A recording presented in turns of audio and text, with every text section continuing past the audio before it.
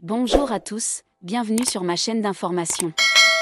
Alors que Pascal Obispo prépare la sortie de son nouvel album, il n'a pu s'empêcher de dénoncer le système musical actuel, mais aussi la nouvelle génération d'artistes. Pascal Obispo est une véritable icône de la chanson française. Il a donc eu l'occasion de collaborer avec de multiples artistes. Ainsi, il porte un regard plus critique sur la nouvelle génération de chanteurs. Il a notamment évoqué les deux derniers gagnants du célèbre télécrochet de TF1. La Star Academy, Pierre Garnier et Marine, j'écoute ce qu'ils font. Je trouve que malheureusement, on les monte un trop au pinacle. Il estime même que ces nouveaux chanteurs n'ont pas vraiment le sens de la réalité. Puisqu'on leur promet monts et merveilles, on les glorifie un peu trop alors qu'ils sont encore des têtards. Musicalement, quand on a tous fait nos premiers albums, on n'était pas prêts, et bien heureusement, celui qui est prêt au premier album, il est très fort. D'après Pascal Obispo, les artistes doivent mûrir pour véritablement se révéler, il faut les laisser grandir un petit peu. Et peut-être qu'un jour, ils arriveront à faire des chansons un peu plus intéressantes et moins générationnelles. Qui parle à tout le monde.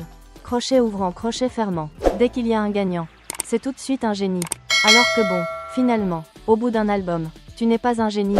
Avec une pointe d'humour, l'artiste a conclu en ces termes. T'es un génie limite au bout de 80 albums comme moi. Moi, j'en ai 80 et je ne suis toujours pas un génie. Au moins, les choses sont dites. Pascal Obispo est sous le feu des projecteurs. En effet, il célèbre ses 30 ans de succès sur scène, dans le cadre d'une grande tournée. De plus, après avoir publié pas moins de 82 projets sur sa plateforme Obispo All Access, il a annoncé la sortie de son prochain album pour la fin de l'année 2025. Ce disque devrait donc être composé de 30 titres et de 6 duos. Néanmoins, il pourrait bien s'agir du dernier de la carrière de Pascal Obispo. Avant qu'il ne tire sa révérence, il explique à ce propos, un très gros album qui est, pour moi, comme une épitaphe. Il y a beaucoup d'invités qui viennent, de grands artistes de la chanson française.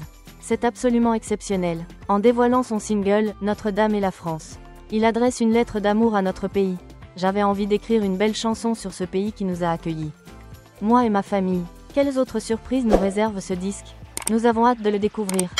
Merci à tous d'avoir regardé ma vidéo, laissez un commentaire et n'oubliez pas de vous abonner à ma chaîne.